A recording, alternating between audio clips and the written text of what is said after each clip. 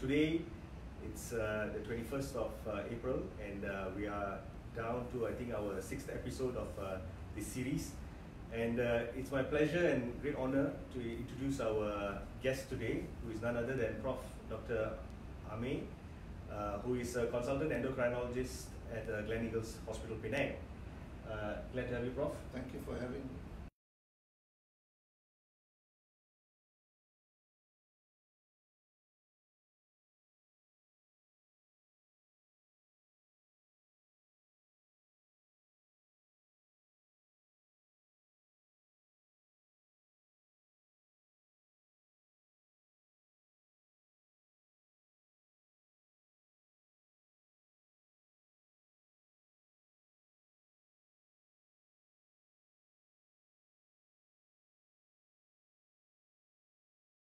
You as well.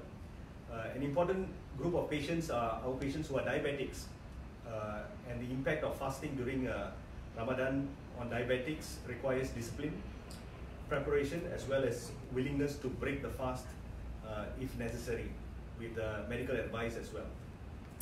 So the question that everybody, most of our viewers would like to know is, if I'm a diabetic, can I fast with diabetes during Ramadan, and can I fast safely? So firstly, Prof, I'd like to just bring up some statistics that the International Diabetic Federation has reported that in 2019, the prevalence of diabetes in Malaysia is 16.7%, which is double most of our neighboring countries. For example, in Philippines and Thailand, it's about 7%. In Indonesia, it's about 6.3%. Japan is about 5.6%. So we are in a current pandemic of not only COVID, but also as well as diabetes and of course obesity as well.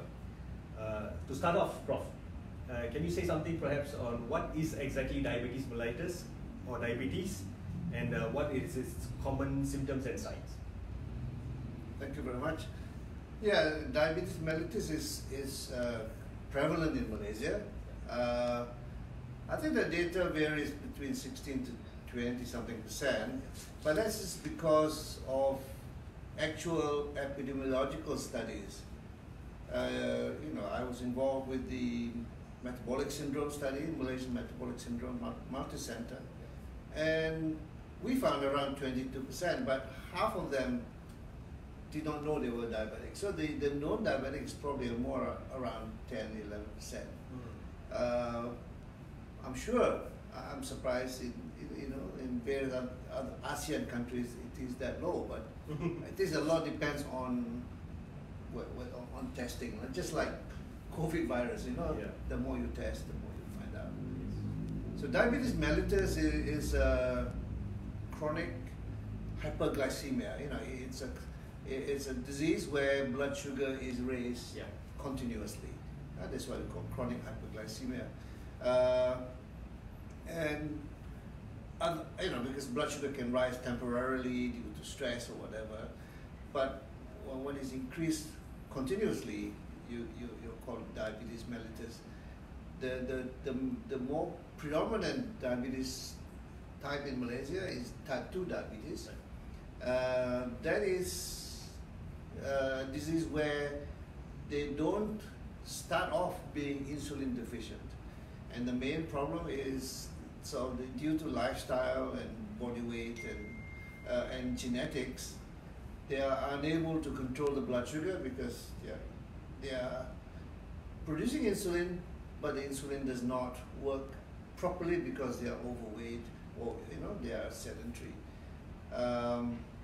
Then the other one is type 1 diabetes, which makes up about 5 to 7% of all diabetes, where the patient cannot produce insulin, and therefore they get high blood sugar because they don't have insulin to control the blood sugar.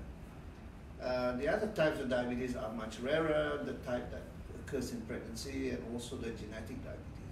So most of the time we're dealing with type 2 diabetes and occasionally type 1 diabetes, which does affect the younger age. To put in perspective, a lot of the type 2 diabetics with time will also lose their ability to produce insulin and may need insulin treatment. So you cannot use insulin treatment to classify them. I see. Yeah. So the problem with diabetes is that in the long run, it can cause damage to other organs, principally the eye, the nerves, and the kidney. And it also increases the risk of getting large vessel disease, which affects the brain in the form of stroke, but mainly the cardiovascular system in heart attacks, as well as limb gangrene, and due to poor blood perfusion. True. So it's a very chronic condition. Probably from the time that you diagnose till the time that you develop complications can be over a period of many years as well. Yeah, I mean the trouble is type 2 can go into can be in a phase where with little symptoms, unless you screen and diagnose them, they may be undiagnosed for 5-10 years. And then they suddenly get complications within 5 years. But in fact, they may have had 15 years of the disease. Okay. And the longer you are badly treated in terms of blood sugar, the more likely the risk of getting complications. Yes.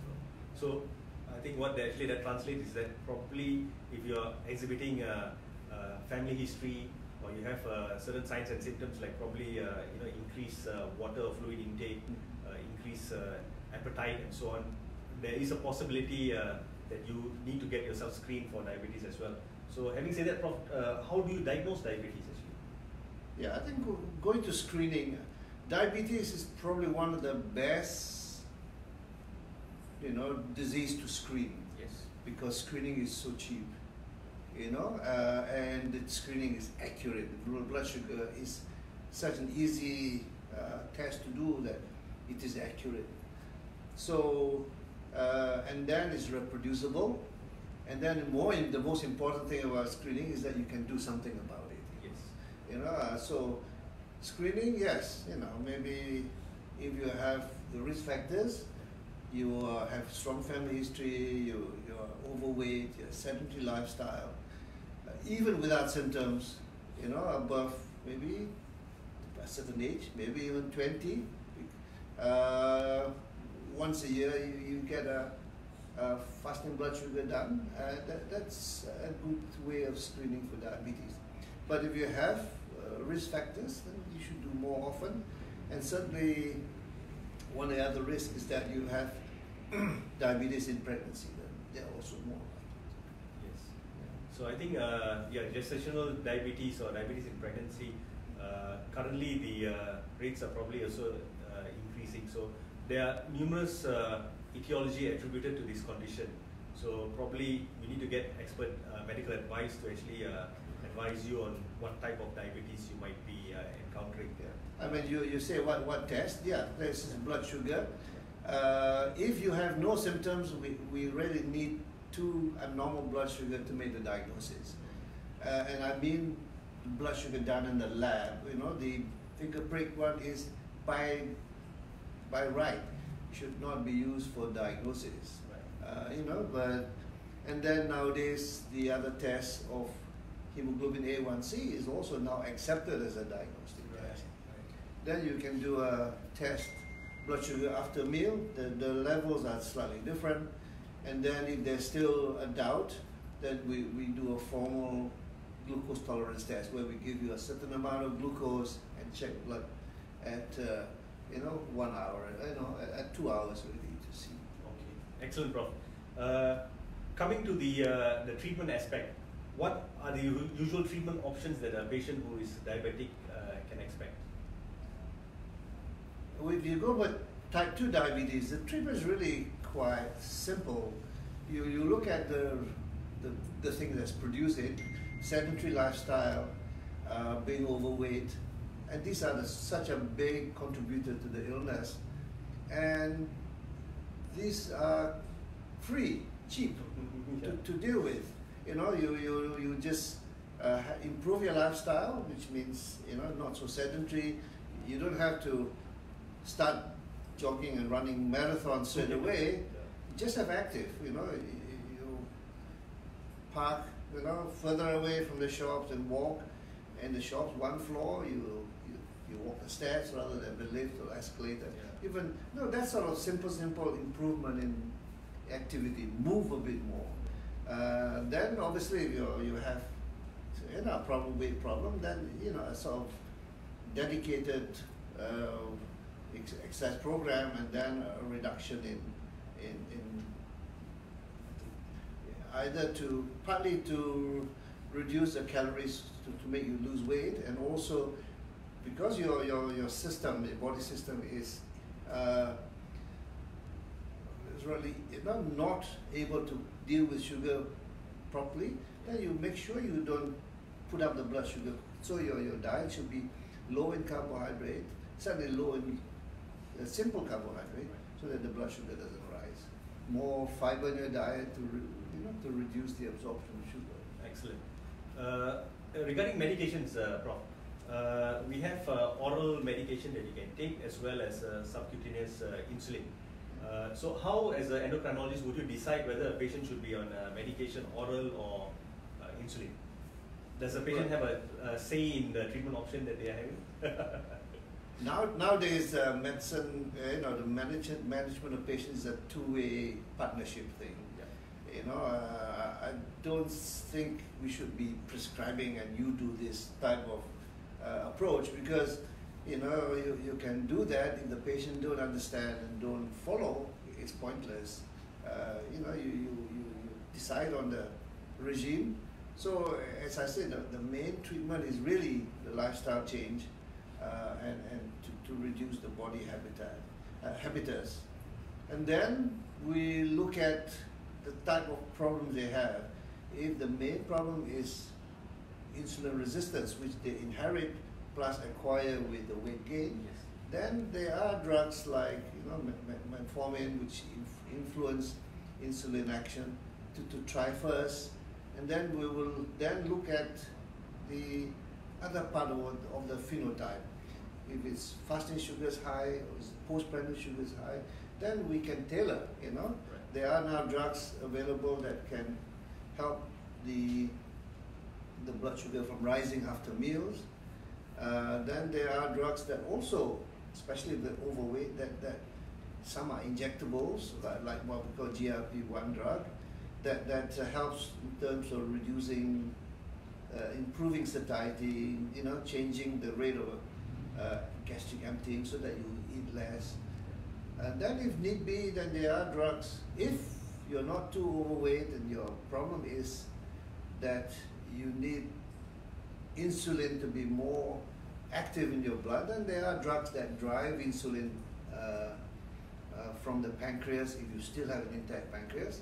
But eventually, if your pancreas no longer works so well, then you might need insulin. Right. Even insulin, you might start with just one injection at night to control the blood sugar in the morning, and use tablets in the daytime. But eventually, you're going to need, what we call full insulin or replacement insulin therapy. Correct. Yeah. So, viewers, I think the whole treatment of diabetes is multimodal.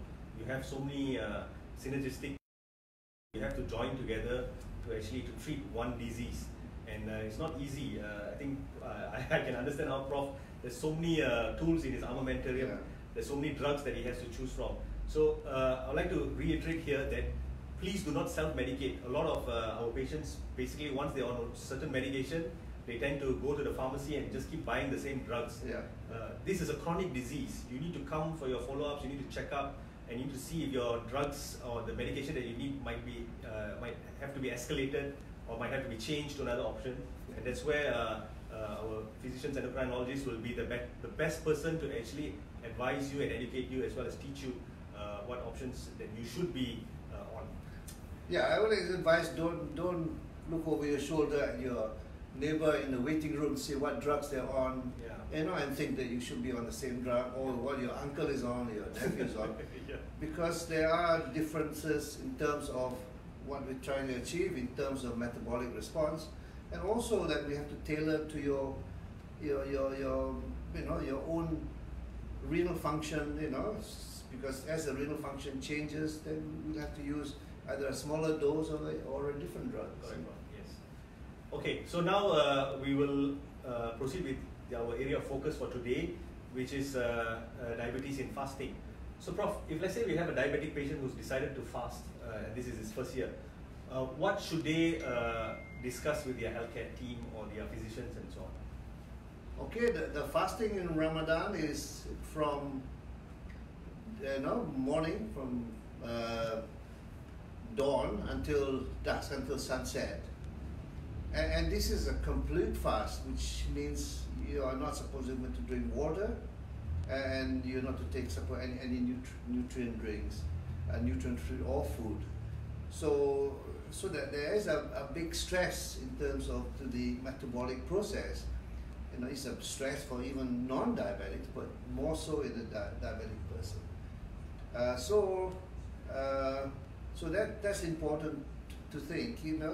So I would certainly ask the patient, are they well enough to fast? Yeah. Certainly, if there are physiological differences for things like if they are pregnant, is it safe to fast? I always remind them that God is all-seeing and fair, so they should understand that you have an illness, which can be temporary, like pregnancy. If you think it's an illness, you can always repay the fasting at a later time. But in a chronic situation, then you have to be fair to yourself in terms of, so that you don't pose any danger. Yeah. So going to the water, say if you don't drink it all day, if you have badly controlled diabetes, your sugar is so high, Yeah. your kidney cannot control the amount of urine you produce, how much water you lose, how much salt you lose. So if you're very badly controlled diabetic, then maybe you should postpone your fasting until after you're well, and if you're otherwise well.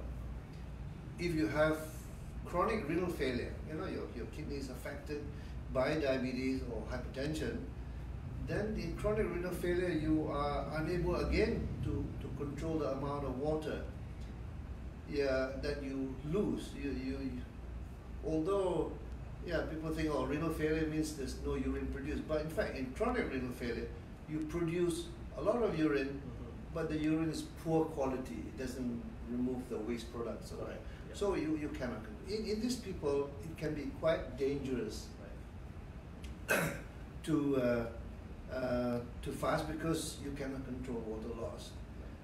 The other people that might, because the other one is you don't eat any nutrition, and especially if you're on drugs that can lower blood sugar, then you are in danger of getting low blood sugar. And some diabetics, especially if they've got nerve disease, autonomic neuropathy, they cannot sense their blood sugar being low, and they also cannot respond, metabolically to correct the blood sugar. So if somebody has autonomic neuropathy, I give them the option that maybe they should not fast. Yeah.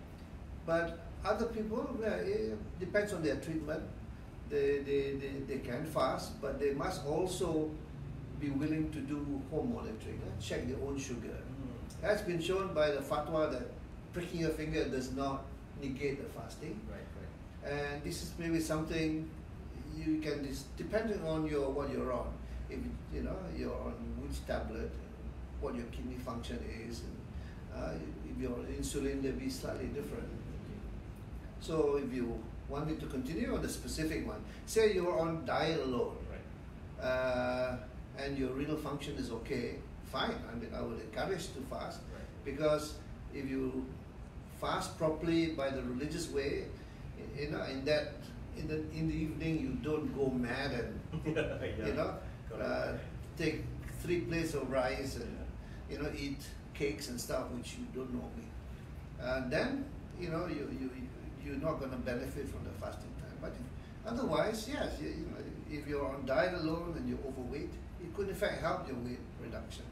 And maybe this COVID epidemic and having no Ramadan bazaar might help, because people quite often go and buy sweet things and kueh when they don't normally eat kueh. If they are quite well controlled on metformin alone. Again, that is not a problem for people who are diabetic, because again, it does not tend to cause low blood sugar. It helps to weight reduction. So these two are very clearly okay. Then if they are on drugs that are to control postprandial, the GLP related drug, quite often they are okay, because again, it supposedly not to cause low blood sugar, you know, in that it doesn't cause insulin release if your sugar is low, well controlled or low. It's quite safe. But if you're on a drug that drives insulin, like the sulfonylurea, then it can be potentially dangerous. And also if you're on insulin, that's also had the potential to cause blood sugar. Right. So, you know, speak to your doctor if you're on. And the other unusual thing about fasting month is that you are eating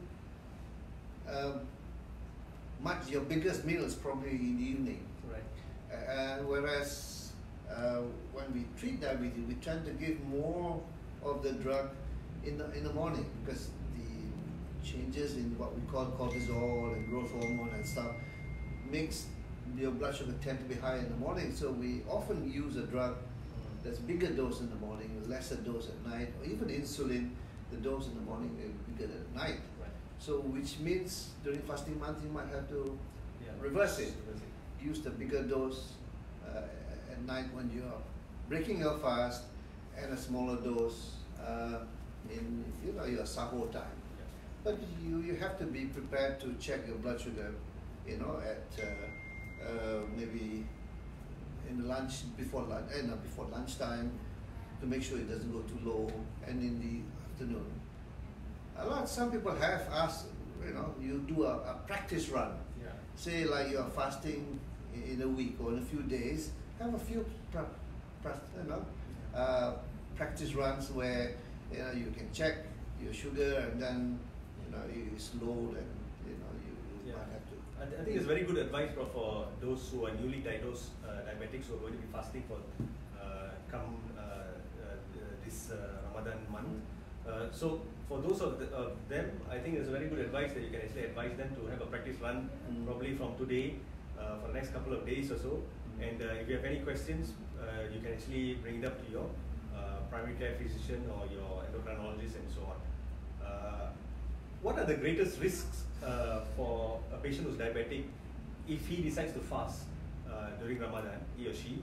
And the risks from hypoglycemia, I think that is the most severe risk that happen. That means your medication is either just enough for you during the normal day-to-day activities, but because now you're fasting, so probably your sugar level suddenly comes too low. Yeah. So what advice would you give them, and how to cope with it, because they will not be able to probably take some sweets or to eat. Yeah, I think like especially when we start our type 1 diabetes on insulin, and even our type 2 diabetes on insulin or sulfonylurea, we tell them about hypoglycemia. Even if you're eating, you are at risk of low blood sugar,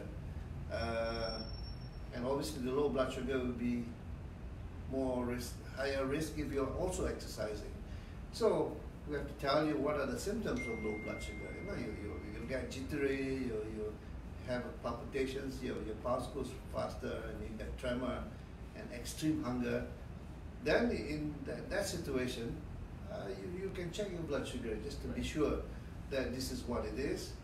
And if the blood sugar is really low at 1 p.m., I think you should just terminate the fast, because it's just going to get worse before buka puasa at 7. Then, as I mentioned, some people cannot sense this low blood sugar. They have what we call autonomic neuropathy. They don't have the sense to and then they cannot correct the blood sugar. So these are the people I would dissuade from fasting if they have that. But then they have to be maybe more vigilant in checking the blood sugar rate. Okay. Prof, do you normally advise all your patients to have a glucometer to check their blood glucose levels? Yeah, I think it's safest. I mean, it is very essential as part of our attempt to correct the process. In type 2 diabetic, at least we don't have to test 6 or 7 times a day, every day. Yeah. Unlike if you're a young diabetic, so you're on insulin pump, something, then we do expect more frequent tests. But nowadays there are implanted tests for doing chronic sugar management, CGMS, but you know, it's quite expensive system. But for you know, normal diabetics, once they're stable, they can do maybe 2 sets a week rather than every day. You know, cognizant also of the expense of the test rather than just a finger prick. Yeah. So they should. I mean, I think it's those people who check their blood sugar regularly with a meter are also more likely to be well controlled. Right. Partly because they're usually also more motivated. You know, it's part of motivation. Okay, Prof, we'll just take some few questions. Hi, Ernie Pikachu. Nice having you on board. Miko Fuji Otomo says that the sound is not so clear. Maybe our sound engineers can have a look at the situation. Oh, okay. Yeah, Dr. Somas, thank you. Yeah, good to have you with us again every week. Join Wong, hi. We have a question, Prof, from Hazel, Miss Hazel. May I know what type of rice is best for diabetic patients, and is basmati rice good? Well, you take rice because you enjoy the taste as well. Yeah. They are the so-called white rice. Obviously has what we call higher glycemic index than the rice with more fiber, you know, brown rice or something like that. So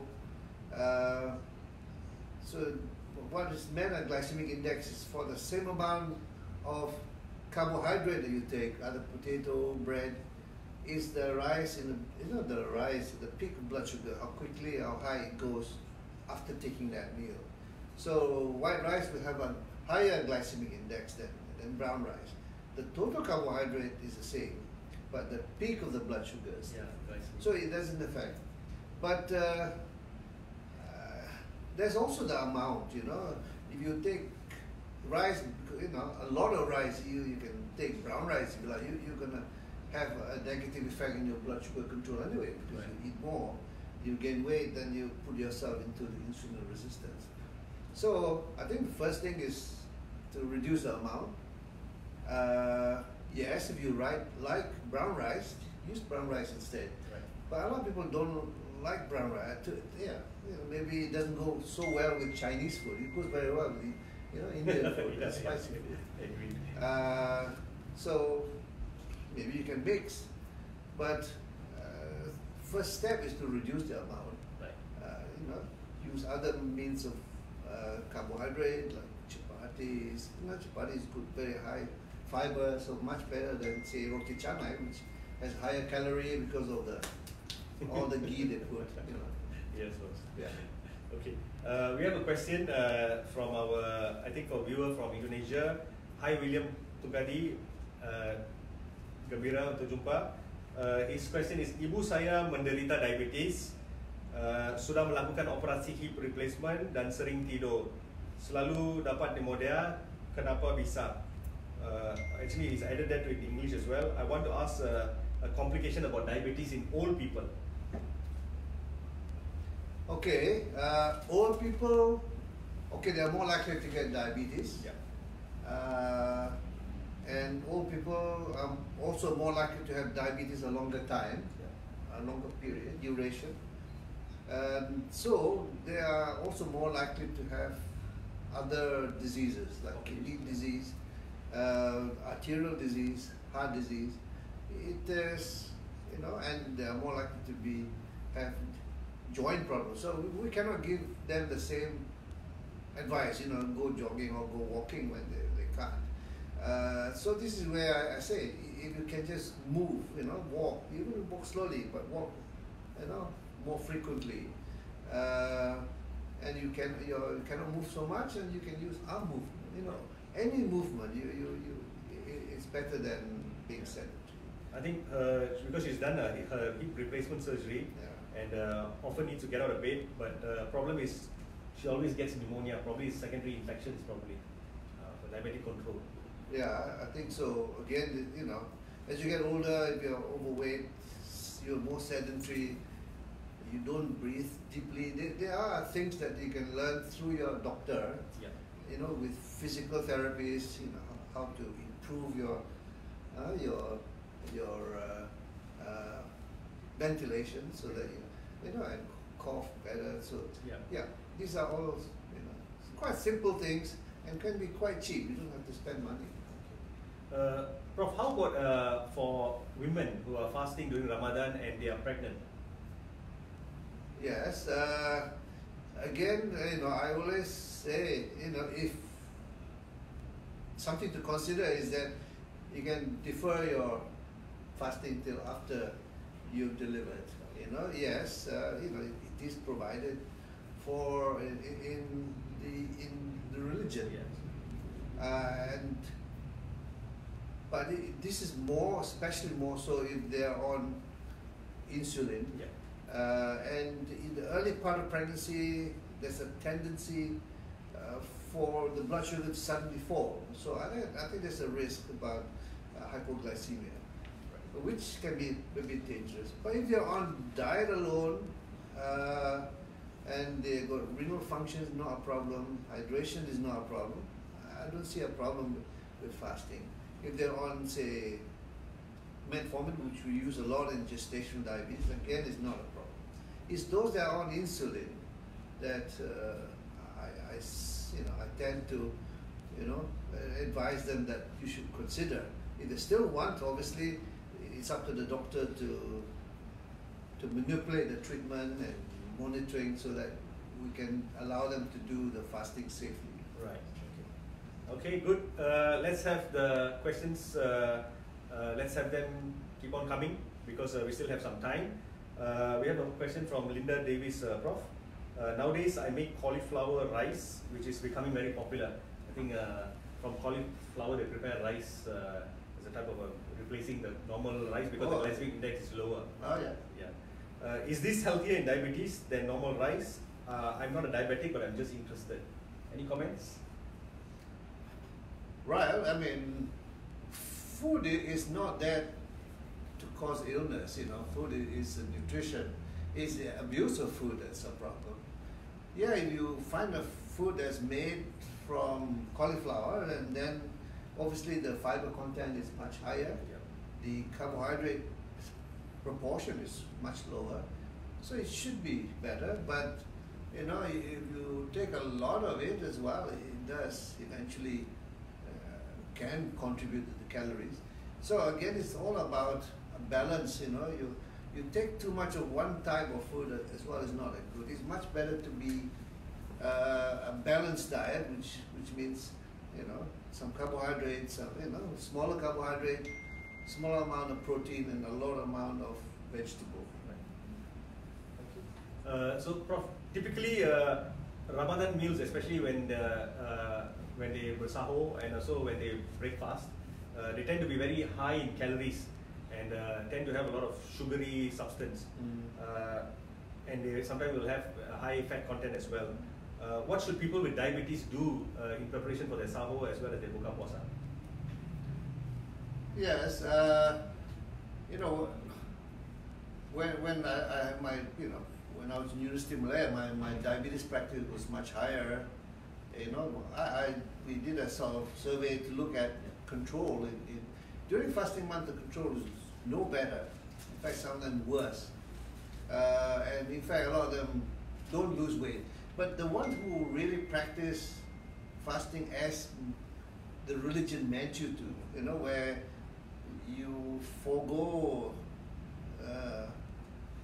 pleasurable amount of food, amount as well as type, these people tend to lose weight. Right. And sugar diabetes control should in fact improve. There is a, you know, there's a perceived thing that, oh, you have this desire, and the desire is always in the brain rather than that to have more sugary food. you know, the right way is maybe to break fast small amount, using fruit, you know, dates, which is the dates that are unglazed, got only natural fructose, you know, natural fruit sugars. Then, you know, some normal amount of food, not an excessive amount. I think you'll find that it doesn't disturb your blood sugar control and doesn't disturb your weight control so much.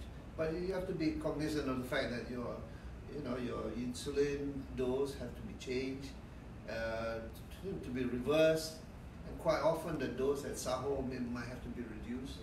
And then again, if you're on sulfonylurea, you might have to do the same. But as I said, things like metformin is not a problem. So it looks like, unfortunately, because of the current MCO situation, probably most of the hotels will not be able to run their buffet, buffet, which we always look forward to. Prof, another thing, is it possible to exercise during the month of Ramadan, and for those who are overweight, if they intend to lose weight, do you think that this will be a good start for them as well? Right. I mean, again, exercise is again not something you just switch on. You know, if you've never done any exercise, to just suddenly think you should do a certain amount. It has to be graduated. You have to be prepared for it. You wear proper clothing and proper shoes. You really don't have to run to get the benefit. You know, brisk walking, or swimming, or riding on the static bike is just as good, as long as you do it more regularly. You suddenly jog a lot, you're gonna get yourself injured. Then it puts you back days or weeks or even months afterwards. Yeah, exercise is good.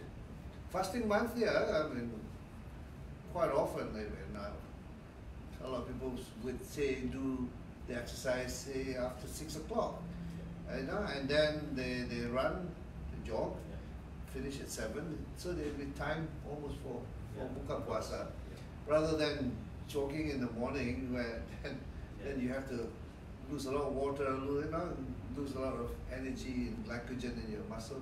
Then you have to suffer all day, and therefore you have a risk of hypoglycemia if you're a diabetic on certain drugs. Correct. So I think you got to keep your blood sugars at a very steady level instead of these spikes and what you call as hills and valleys. So I think that's an important part of it. Prof, now we've come to a segment of our time. It's called From the Kitchen. Oh yeah. So we have a preparation that is from the kitchen. This is actually a diabetic-friendly meal. This is basically a chicken burger with salad. So this is a preparation that is for our lunch. So myself and Prof will be having lunch after this. So just have a few words on that. As you can see here, I hope it's pretty clear. Burgers can be made very healthy, and definitely this is coming from our own kitchen. It's very well done, and it's very low in calories. It's only 300 kilocalories with about 16 grams of protein. We have a patty inside here, and very low in fat, 13.5 grams with low carbohydrate. Now, how they managed to prepare this is because the bun itself is not made from white flour. It's made from multi-grain bun, and the chicken is actually grilled rather than fried. And of course, the salad that accompanies it, very rich in fiber as well, very good green leafy, a lot of phytates and so on. Good option for even diabetic patients as well.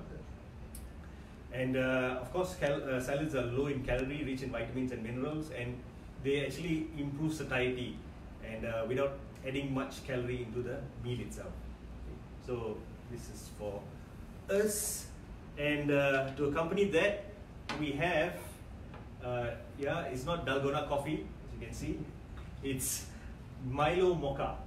So Prof, most of the time we associate Milo with very, very high calories, very rich in sugar, but this is specifically prepared. It's less than 5 grams of sugar in each cup, okay? And it's rich in taste, of course, because it's got Milo, and definitely suitable for those who are battling high blood sugar. and it's perfect for coffee lovers as well who are diabetic. So coffee, Milo, mocha. Okay, it's only 114 kilocalories, very low in fat as well, 3.7 grams, carbohydrate about 16.3 grams. So the flavor, the menu or the preparation will be up in our website or on our Facebook page, Penang Weight Loss, as well as Gleneagles Facebook page, and you can get the recipe there. And this is a very good preparation for you to have during Ramadan as well. Okay, so Prof, we have another question from one of our viewers again. I think it's William. He's asking, kenapa dalam diabetes bisa kena sepsis dan septic shock? Okay, you want to answer in bahasa? I know. I think he understands English. Yeah. Yes, you know, to put it simply, you know, high blood sugar in the tissue it would be very conducive to the bacteria, you know, almost simplistic that way, you know, so that the bacteria enjoys sitting there. But in fact, there are other good reasons as well. Other reasons are that when your sugar is high, your immune system is impaired. You know, the way the bacteria is dealt with by your cells, immune cells. It's been shown that, you know, they cannot move so well to the side where the bacteria is, and they cannot destroy the bacteria so well. But on top of that, you know, diabetics, especially the chronic diabetic, will have blood flow problem. You know, they might have big vessel and small vessel disease, so their tissue is not in a good state, so it's more likely to have, you know, ulcers. Yeah. And then it also get infection, and because of the blood sugar is high, then the sepsis, you know, the bacteria can overgrow. Doesn't mean all diabetic, you know, this is why I stress that it's diabetes who are badly controlled. A well-controlled diabetic, especially the HbA1c is, you know, below 7, they should be able to cope with infection and stress almost as good as normal non-diabetics. So I don't like normal people, because diabetics are normal as well. They just got extra, they got high sugars. Right. So yes, you know, if they have diabetes, they're well controlled, things, you know, can be almost go on as per other non-diabetic patients. Okay. Thank you, Prof. I think we're coming towards the end of our session. We had a very good discussion on the diabetics and the preparation for fasting month. I think we addressed a lot of questions on whether a patient who is newly diagnosed with diabetes should be able to fast, what are the points that you should look out for in terms of complications and so on. Another interesting thing also, Prof, which we will be discussing in our later programs of RevitaLive, where we would love to have you again, is on the treatment options in terms of remission of diabetes, which we are offering in GMC as well, which is none other than bariatric surgery as well as metabolic surgery for the treatment of diabetes. As we know, patients who undergo this type of surgical procedures, probably a mechanism for them to improve their diabetic remission is, of course, because of the increase in insulin sensitivity, the reduction in the insulin resistance, as well as the improvement of the effect of the hormones, as Prof has mentioned, like GLP-1, GIP, leptin, and adiponectin, which are very, very important in the improving the glycemic control, as well as the improvement in fat metabolism as well. So that's coming soon. As you can see, this is our contact telephone number, as well as our Gleneagles Facebook page. So please kindly contact us for any questions that you may have in relation to today's topic, as well as any further queries that you may have. Finally, Prof, due to the current MCO as well, I think we are coming to the end of this current MCO term, which will be next week on the 28th of April. But we're not sure whether it's going to be extended or anything. Maybe you have any words for our viewers who have been patiently following us these past few weeks. No, I think the important thing is to follow the advice of the the health, the Ministry of Health, because they are already at the forefront fighting the disease of patients who have it. But what we should do is to avoid putting undue pressure on them by getting the illness. So I think this social distancing, avoiding contact, close contact, wearing a mask is they're all necessary. So it's a good way of preventing the disease. So I think the public health people are very important. They've already done a lot of work. It's their work that has helped to flatten the curve or whatever, to reduce because all this thing about testing and contact tracing, all very, very useful. So we should do our part, that's all, by maybe sacrificing our parties. True, that's true. The only bad thing is that the reduction in opportunity to do exercises and sport, but you can do things in the house as long as you do things safely, exercise safely. Yeah, thank you, Prof. I think that's an excellent take-home message today as well. Viewers, so you can, like Prof mentioned earlier, take the opportunity to just do whatever bit of exercise that you can do at home as well. Practice healthy eating. Take the time to rekindle your relationship, the family ambience, And for those of you all who will be starting the fasting month this coming week, Selamat Berpuasa, and we hope that you will continue to stay safe, stay healthy, and see you all soon again. Thank you.